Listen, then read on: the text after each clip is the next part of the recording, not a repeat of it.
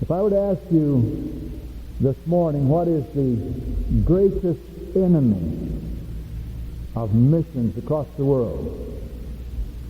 The greatest enemy of missions, that enemy against which we struggle.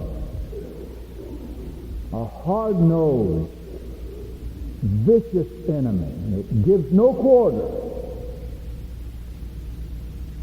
It takes no captives, no prisoners. It has at its very heart, in the core of its very being, a passionate desire to prevent the spread of the gospel across this world. A passionate desire to derail those who would serve the God of heaven. A passionate desire to prevent those who might potentially serve God and deceive them, destroy their effectiveness. If I were to ask you that question this morning, what would your answer be? Some might say communism. Some might say humanism. And those are pretty good answers, but they're not the enemy, not the enemy. Some might say Satan himself. And of course that is true. He is the arch enemy of everything that is of God. But the enemy I'm talking about this morning, beloved, is the real one, ever present. And we're surrounded by him. It's the enemy that brought upon Japan the calamity that is theirs today. You'll remember, some of you who were here on Thursday evening last, that I mentioned the tragedy of Japan. 120 million people, 60% of whom claim to be atheists. Only 0.5%, in fact less than that, 0.44%, make any claim whatsoever to be a Christian, and that includes the Catholics. The equivalent, if translated into terms, American terms, the equivalent of having in the United States of America a population of pushing now 270 million people, of having in the United States of America 1,300,000 Christians. That's all. This enemy, beloved, brought about the death of Japan. This enemy doomed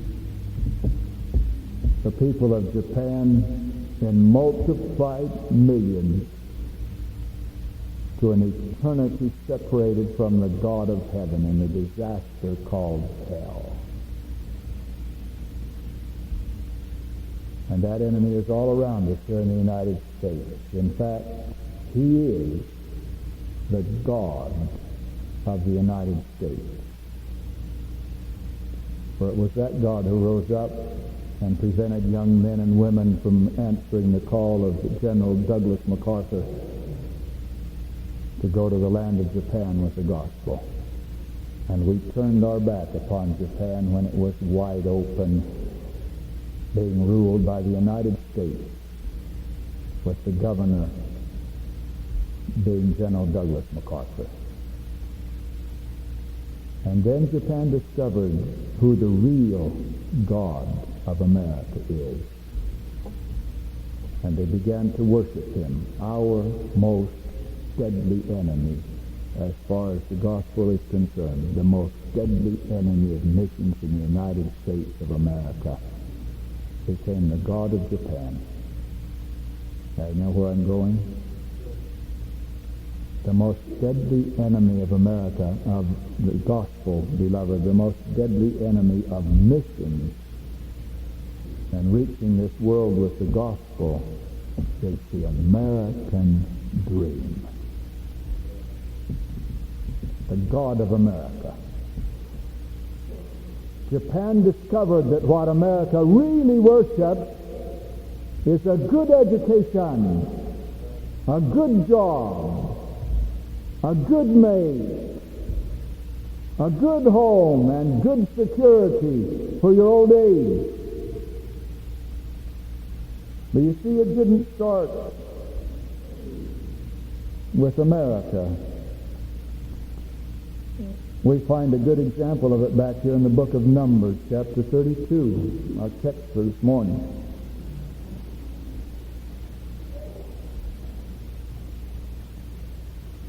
Now, when we arrive at chapter 32 of the book of Numbers, having read chapter 31, we find that Israel has had a tremendous battle with the Midianites. And by the grace of God, they have won that battle. And Israel, the people of Israel, are awash in the spoils of 675,000 sheep,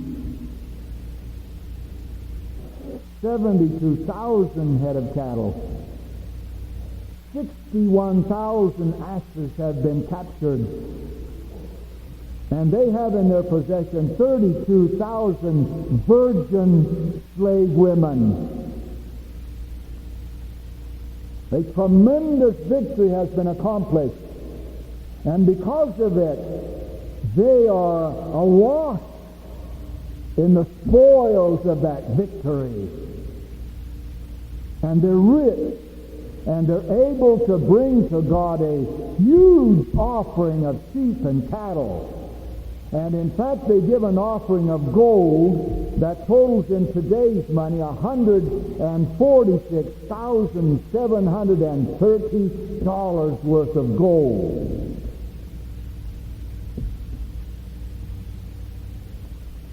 Enter Reuben.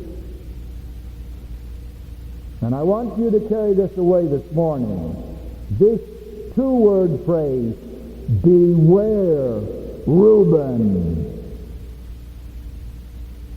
For we read in verse 1 of chapter 32, after this tremendous victory, the people are now preparing to cross the Jordan and take the promised land by warfare. And we read, now the children of Reuben and the children of Gad had a very great multitude of cattle. And when they saw the land of Jazer and the land of Gilead, that behold, the place was a place for cattle, the children of Gad and the children of Reuben came and spake unto Moses and unto Eleazar the priest and unto the princes of the congregation, saying, Asaroth and Dibon and Jazer and Nimrath and Heshbon and Eliah and Shibam and Nebo and Beon, even the country which the Lord smote before the congregation of Israel, is a land for cattle, and our servants have cattle. Wherefore, said they, if we have found grace in thy sight, let this land be given unto thy servants for a possession, and bring us not over Jordan. Mark it, young people, the Adamic nature will always say to you, bring us not over Jordan. We have land and cattle. The prospects are good for a prophet.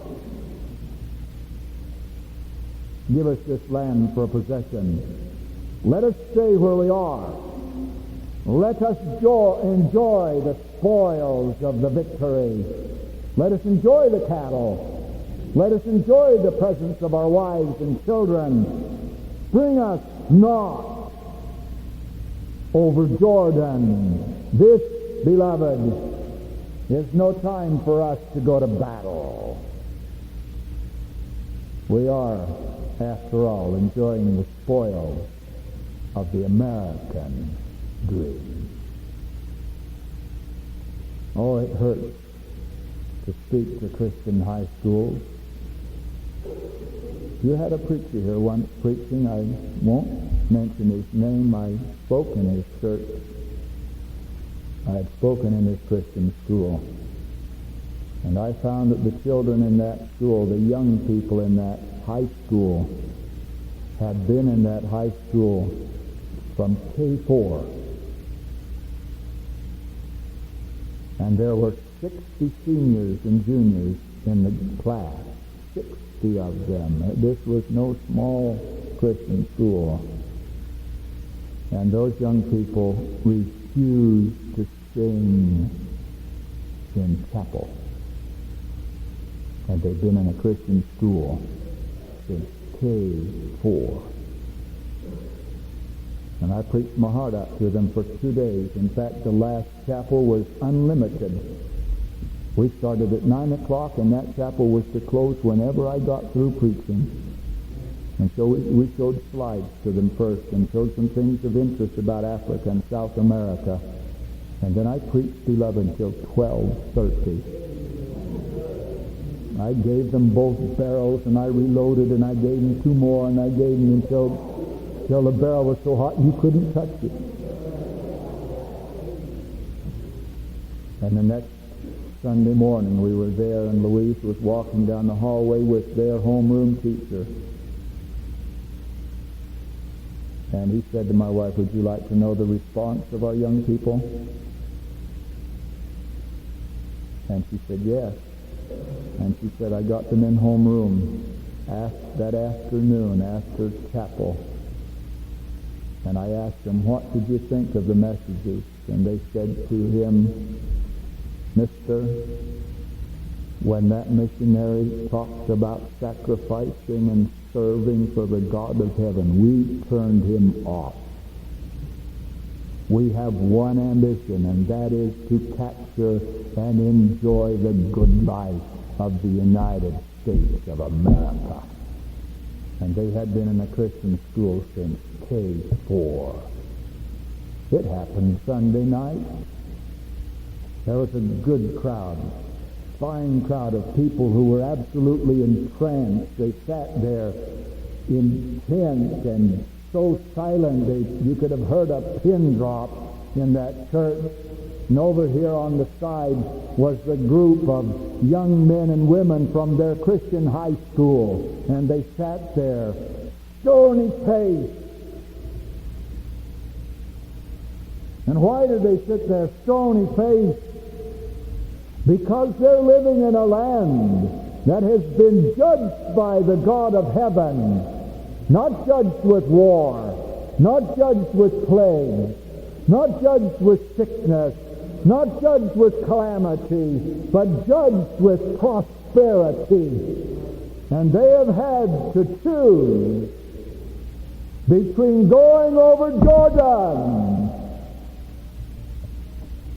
and staying with Reuben and Gad and the half-tribe of Manasseh and taking care of their wives and their children and their cattle.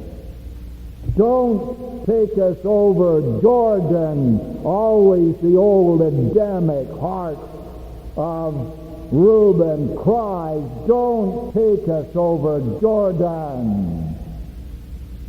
Sounds to me more like Lot than Abraham. Sounds to me more like Obadiah than Elijah. Sounds to me more like Peter than Jesus. And you can give every excuse you want. Lord, we can man the Golan Heights against the Syrians. Lord, we can occupy the West Bank against the Jordanians. And again, the Spirit of God cries out to our spirits, "No man that warreth entangleth himself with the affairs of this world." Beware, Reuben, young people. Beware the American dream. Girls, beware the Adamic nature saying, "I can't go to the mission field. I'm scared of snakes. I'm afraid of spiders.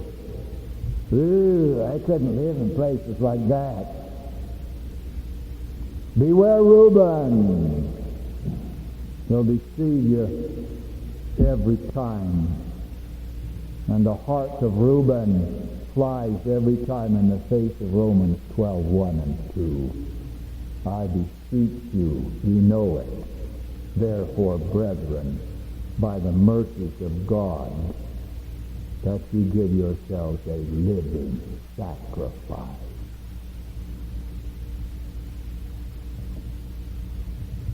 And it worked out that way for these tribes of Reuben and Gad never got into the mainstream of the nation. They were always far from the center of worship because they stayed on the wrong side of the Jordan of separation to the things of the God of heaven. Beware Reuben. Now they brought this matter up. Let's go on with this passage. In verse 6, Moses responds. Now Moses has certain reservations about this. He listens to the reasoning. I've broken this chapter down with some R's. The first one is the reasoning of Reuben. And the second is the reservations of Moses. He has some reservations about this idea. And what he says in verse 6, 7, and 8 is, we've been here before. Moses said unto the children of Gad and the children of Reuben, shall your brethren go to war, and shall ye sit here? Wherefore discourage ye the heart of the children of Israel from going over into the land which the Lord hath given them? Thus did your fathers, when I sent them from Kadesh Barnea to see the land.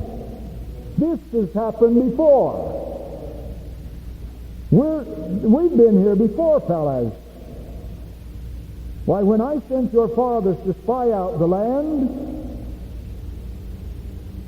it was the heart of Reuben that came back saying, there's giants in the land. They're too powerful for us. Don't take us over the Jordan.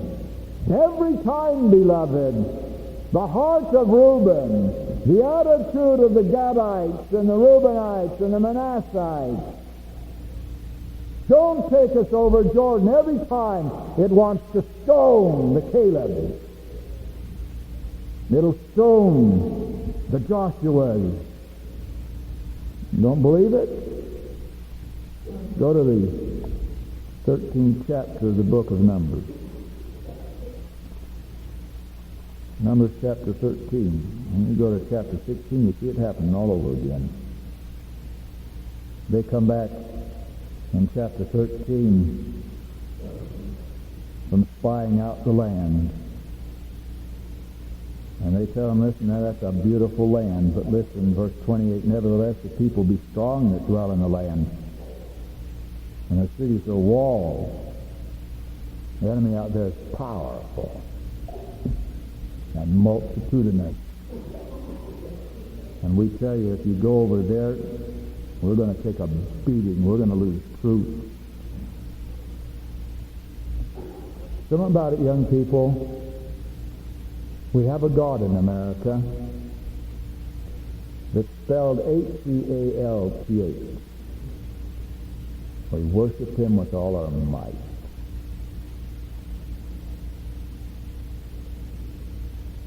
And we don't realize that every warfare causes casualties. From every warfare, some come back halt and maimed, and others do not come back at all. And if you're going to cross Jordan, if you're going to go to war for the God of heaven, you've got to do as I told my class this morning in missions. You've got to treat this body like a house. That's all it is. It's not you. It's a house. You live in that house. And you've got to tell that body on occasion when it hurts, shut up and get out of my way. And you've got to get up out of your sick bed And you've got to face danger. You've got to face the cannon of the enemy. And you've got to realize that in this warfare, some of God's soldiers are going to go down, halt and maimed and wounded by the enemy, their health destroyed. And some of them are going to give their lives in the service of the God of heaven. And Reuben and his spies will always say, it's too dangerous out there. The enemy is powerful and big and multitudinous. We can't take the land. And then they'll get the people together, like the common people of the churches, like the moms and dads, like the grandmas and the grandpas that can't bear to see the health and lives of their young people sacrificed in the service of the God of heaven. And the spirit of Reuben will rise up. And we read in verse 10, verse 1, and all the congregation, chapter 14 of Numbers, all the congregation lifted up their voice and cried. And the people wept that night. And all the children of Israel murmured against Moses and Aaron. Why? Because there was war ahead. And they weren't ready to pay the price of it. And so they concluded the thing to do was to stone them. And in verse 10, but all the congregation bade stone them with stones. And about that time God stepped in and just dropped a cloud of his Shekinah in their midst. Beware, Reuben, young people. Moses said your fathers did the same thing. We have cattle, he said, and Cain said it long ago. What's wrong with the fruits of the ground? And killed his brother. Lot said, the land is a fruitful one, and ended up pitching his tent toward Sodom and finally living there. We have wives and children and cattle. We have the American dream. And that's where our heart is, for our heart is where our treasure is located. Leave us here on this side Jordan. Send us not over Jordan. It happens again and again and again. The very heartbeat of Adam. The very voice of Reuben. Moses said, we've been here before. And reminded them of the fact that the sons of Reuben, Dathan and Abiram and On, had joined Korah and tried to depose Moses as leader of the people.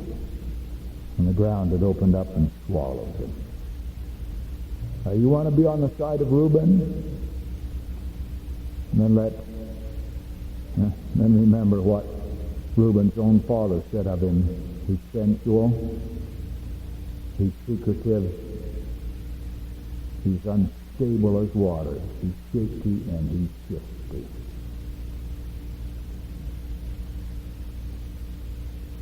Reuben, beloved, is preoccupied with today. Preoccupied with the pursuit of pleasure and possessions.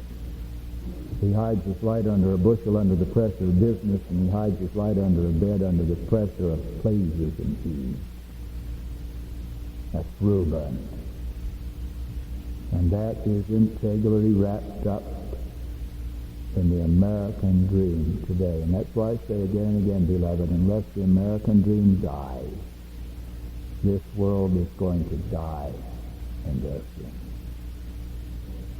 Reuben, over and over again. Every time there's a battle to be fought, every time there's a building to be built, every time there's a bulwark to be raised, every time there's a bugle to be heard, Reuben says, cattle before battle. Every time, cattle before battle. Sounds to me more like Lot than Abraham. Sounds to be more like Obadiah than Elijah. Sounds to be more like Peter than Jesus. Sounds strangely to me like the America of 1945 when we abandoned Japan and taught them who our real God is. Sounds strangely to me like the America of 1990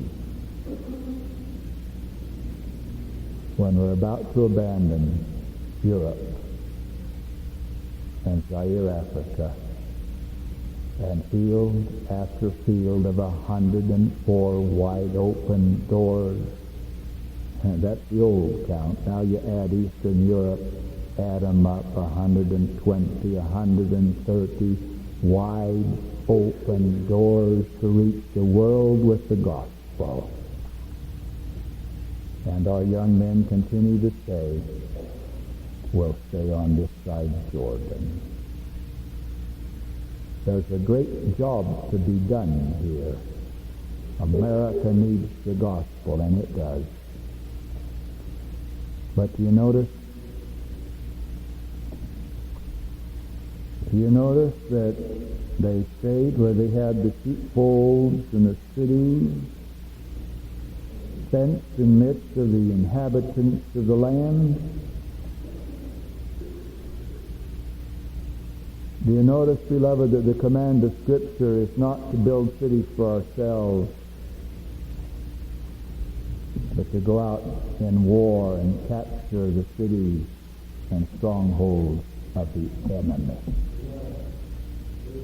There is a tremendous difference, and I say to you, there's a tremendous difference between the lost of the world and the lost of the United States of America. And that difference is opportunity. Now, there's a need to preach the gospel in America, and I'm not saying there's no need. There's a tremendous need to preach the gospel in the United States of America. There's a tremendous need to win souls in the United States of America. I'm not saying anything against that. Please understand. But there is no person in the United States of America who can claim that he never had opportunity to hear the gospel. In order to not hear the gospel, he had to turn down tracks. He had to turn off the gospel programs on the radio. He had to flip to another channel on the TV. He had to ignore invitations again and again from local churches, advertising evangelistic meetings and services and missionary speakers. Every American who would hear could hear. But over Jordan, on the other side of Jordan, there are 3 billion people who have yet to hear the gospel for the first time and have no opportunity to hear the gospel, for there are no feet carrying that gospel.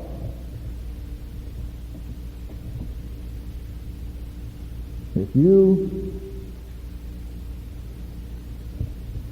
run the same percentage that other Bible colleges do, from this college, only 1% of the young men will ever reach the mission field. 1%. That's the average across America. In Bible colleges all across the land, of the 40,000 who are now students in our known Bible colleges, only 1,000 will ever attempt to go to the mission field, 1 in 40. And of that number, 600 of them will quit, either on deputation or by the end of their first term. So we will get out of 40,000 students in Bible college about 400 who stick to the task of reaching the lost over Jordan. About 1%. I say to you, young people, beware Reuben. There's an East Europe to be reached. Our hearts ought to be aflame. Our ears ought to be filled with the bugle call. Our strength ought to be marshaled to raise up a bulwark. Our very dream ought to be the taking of the cities of Satan ruled over him for hundreds of years, to cross the Jordan and go to war across the mission fields of the world. And I doubt the first Baptist missionary has reached them yet. Is it possible somehow that the Mormons can't hear Reuben? They've already put 360 missionaries into Hungary, and how many more in other countries? Is it possible the Moonies don't hear Reuben? Is it possible the Seventh-day Adventists don't hear Reuben? Is it possible their bugle is clearer and louder than ours? Is it possible somehow they've learned to deny the American dream and become a Joshua or a Caleb? God forbid. Beware, Reuben. So in verse 16 we read this. Now don't worry about that. No, don't worry about that. What we got to do is build a strong homeland, a strong base. Listen to it. They came near to him and said, we will build. Now here's Adam caught. Here's Adam caught. You know what happens when Adam gets caught? He changes like a chameleon. Now Adam comes creeping back. He's been caught. He's exposed. He's right out there. Your fathers did the same thing. Look at the record of the spies. Look at the record of Korah and those who assisted him.